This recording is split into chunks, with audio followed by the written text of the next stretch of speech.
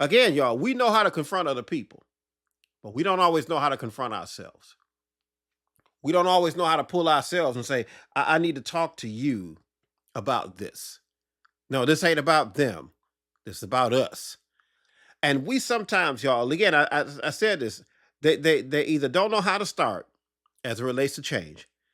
They don't know how to let go of that part of themselves that needs to change, or they don't know how to confront themselves. That's something, y'all, because it takes a special kind of person. And I believe you have that in you, a special kind of person to say, I'm going to confront myself. And y'all, the way this book is laid out, before I read the next paragraph, um, is I'm trying to get us to look at ourselves before we start looking at the other people in our lives, or start looking at the surroundings in our lives, that we instead say, I'm going to challenge me. I'm going to challenge me first, and then I'll be able to assess the other things that are going on in my life.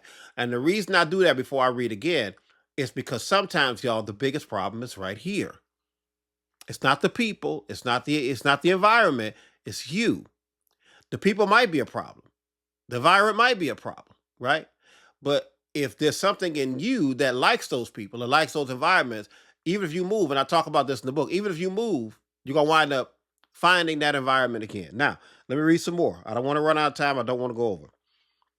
Next paragraph, I said something else that I've also discovered is that some of us not only expected the worst of ourselves and accepted the idea that we can't change, but there's also an environment that we exist in that doesn't lend itself to change. It could be a relationship, friendships, or even a family dynamic that reinforces that part of us that needs to change. And therefore, because it's accepted by others, it becomes accepted by us. Before we know it, that's just the way I am, quote, has morphed into, quote, that's all I'm capable of being. So, what am I saying in this paragraph? As I said, sometimes we get to a point where we expect the worst of ourselves. And sometimes, y'all, it's because of the environment that we grew up in, environment that we're currently in, the people that we're currently around, and we start to expect the worst of ourselves. And sometimes we're around certain dynamics that reinforces the worst parts of who we are. And when that happens, y'all, again, as I wrote here, because some of us, we won't change because we say, that's just the way I am. Matter of fact, we go further sometimes and say, that's just the way God made me. So then we blame God. And sometimes when we stay in that place, we go from that's just the way I am, and it's morphed into that's all I'm capable of being. Do y'all know before I read this last paragraph that there are some people that won't change because they think they can't be any better than they are right now? There's some people who have convinced themselves, and sometimes the environment around them has convinced them, or the people around them have convinced them. They won't change because they feel like I can't be any better than I am right now. This is all I'm ever going to be. Look at where I come from.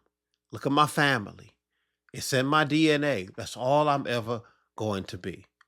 And we challenge that in this book when I say everybody can change.